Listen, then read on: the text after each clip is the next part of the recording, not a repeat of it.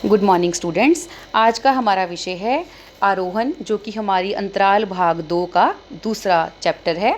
आरोहण लेखक संजीव द्वारा रचित एक यात्रा वृत्तांत की भांति लिखी एक कहानी है।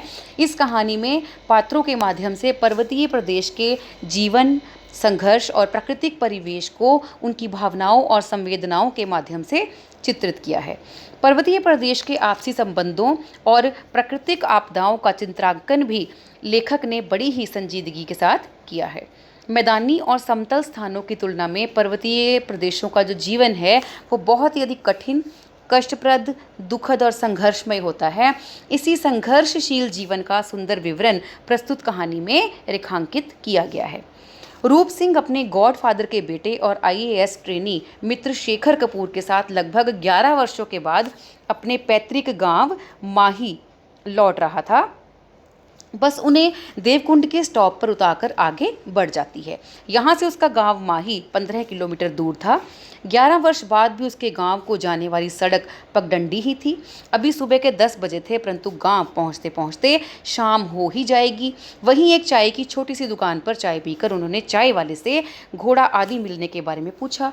वहाँ उन्हें एक किशोर मिला जो उन्हें गाँव ले जाने के लिए 2 घोड़े लेकर आया।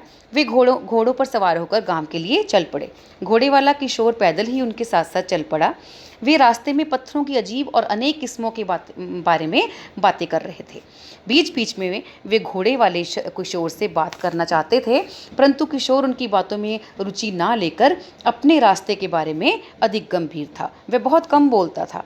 रास्ते में ऊंची ऊंची पहाड़ियों के बीच से गुजरते हुए रूप सिंह को अपने बचपन की स्मृतियाँ ताज़ा हो आती हैं। वह उस घटना को याद करता है जब वह और उसका बड़ा भाई भूप सिंह एक खाई में गिरते गिरते बचे थे। रास्ते में उन्हें एक जवान लड़की भेड़ें चराती हुई मिलती है। शेखर रूप सिंह से उसी जैसी किसी लड़की से प्यार होने की बात पूछता है। रूप सिंह उसे अपनी सुंदर प्रेमिका शैला के बारे में बताता है। शैला इस भेड़ चराने वाली लड़की से बहुत अधिक सुंदर थी। घाटियों और पहाड़ियों के बीच से गीत की गूंज उन्हें निरंतर सुनाई पड़ती है। एक दर्द भरा गीत था। दर्द से व्यथित रूप सिंह को अपने माता पिता और बड़े भाई भूप सिंह की याद आने लगती है। दोनों आरोही अति उत्साही थे। वे पर्वतारोहण पर निरंतर बहस कर रहे थे। चलते चलते उन्हें ये पता नहीं चला कि कब वे पर्वत के बीच मैदान में चले आए। पर्वत श्रृंखलाओं के बीच ये मैदान संकरा होता चला जाता था। उस घोड़े वाले किशोर लड़के का नाम महीप था। महीप उन्हें समय ना खराब करने की सलाह बार बार देता है। वे एक पहाड़ से दूसरे पहाड़ पर चढ़ते चले जा रहे थे। रास्ते में उन्हें नीचे नदी के साथ सटे संकरे पहाड़ के साथ चलना था। शेखर डर के मारे घोड़े से नीचे उतरना चाहता है, परंतु महीप उन्हें मना कर देता है। जिस चारागाह पर रूप सिंह और उसकी प्रेमिका शैला कभी भेड़ चराते थे, अब उस चारागाह का कहीं नामो निशान भी नहीं था। रास्ते में रूप सिंह शेखर को वह जगह भी दिखाता है जहां वह और उसकी प्रेमिका शैला भेड़ें चुराने के लिए मिला करते थे। अब वे पहाड़ और चारागाह भूसलखन से कहीं और ही खो गए थे। रूप सिंह शेखर को भावुकता से कहता है, ओ शेखर साहब, पस्त हो गया रूप, भूप दादा की और मेरी प्रेमिकाएं, प्यार की निशानियाँ, वो मुलाकात सबके सब दब ढक गए भूसलखन में। अब तो नए रास्ते हैं और इनसे ही होकर चलना है। रास्ते में एक सुर्गी गांव पड़ता है। ये माही के रास्ते का अंतिम गांव था। सुर्गी यानी स्वर्ग। महीप को देखकर रूप सिंह और शिखर दोनों कहते हैं कि पेट के लिए तो क्या क्या नहीं करना पड़ता, परंतु बर्फ के समय ये किशोर क्या करता होगा, ये एक बड़ा सवाल था। वे महीप से कहते हैं कि अब हम पैदल चलेंगे और तुम थोड़ी देर के लिए घोड़े पर बैठ जाओ, परंतु महीप मना कर देता है। रूप सिंह महीप से पूछता है कि तू किस गाँव का है, तेरे परिवार में कौन कौन से लोग रहते हैं। तो महीप कहता है, साहब बात मत करो, रास्ता बहुत ख़राब है। आगे रास्ते में एक झरना था और उजड़ी हुई एक पंचक्की।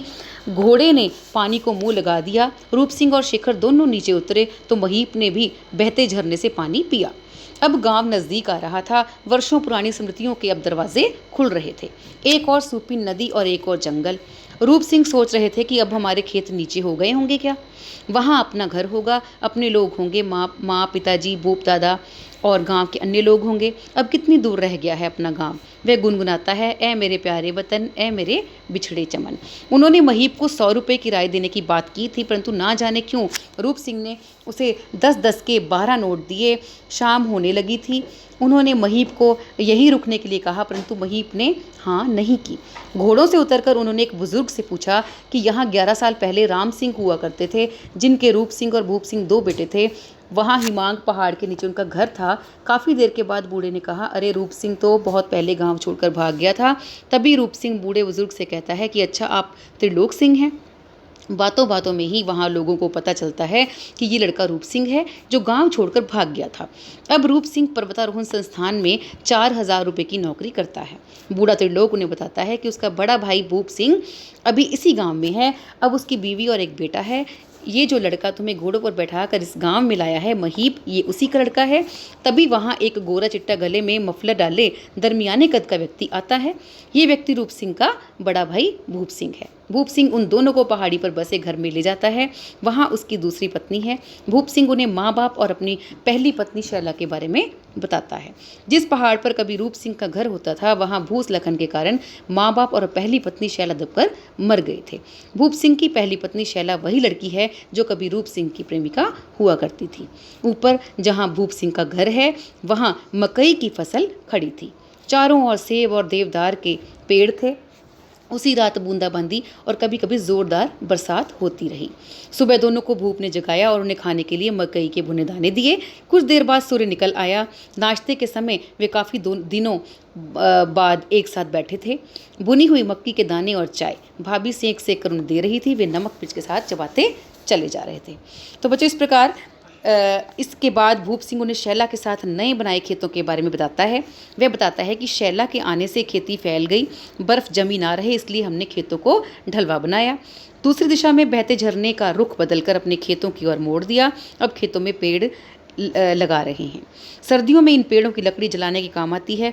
जब रूप सिंह ने ये पूछा कि अब शैला भाभी कहाँ है, तो भूप सिंह ने बताया कि जब वह काम ज़्यादा बढ़ गया तो नीचे से एक दूसरी औरत ले आया। शैला का एक बेटा महीप पैदा हुआ है। जब महीप 9 साल का हुआ करता था तो उसकी माँ ने यहीं से कूदकर जान दे दी। ये सुनकर शेखर और रूप सिंह दोनों स्तब्ध रह गए। अब महीप मेरे साथ बोलता तक नहीं, शायद अपनी माँ की मौत का गुनहगार मुझे ही मानता है।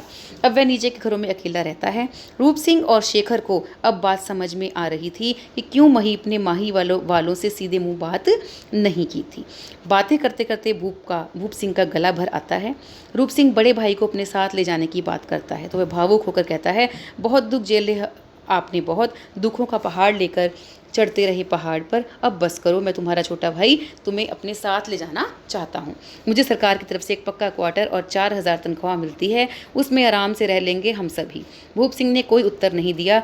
जब रूप सिंह ने ये कहा कि ये पहाड़ कभी भी धंस सकता है, इसलिए आप मेरे साथ चलिए, हम सब नीचे चले गए और आप ऊपर अकेले कैसे रहेंगे, तो भावुक होकर भूप सिंह कहता है, कौन कहता अकेला हूँ, इधर माँ है, बाबा है, शैला है, सोए पड़े हैं, इधर महीप है, बल्द मेरी घरवाली है, मौत के मुंह से निकाले हुए खेत हैं, पेड़ हैं, झरना है। इन पहाड़ों में मेरे पुरखों, मेरे प्यारों की आत्मा भटकती रहती है। मैं उनसे बातें करता हूँ।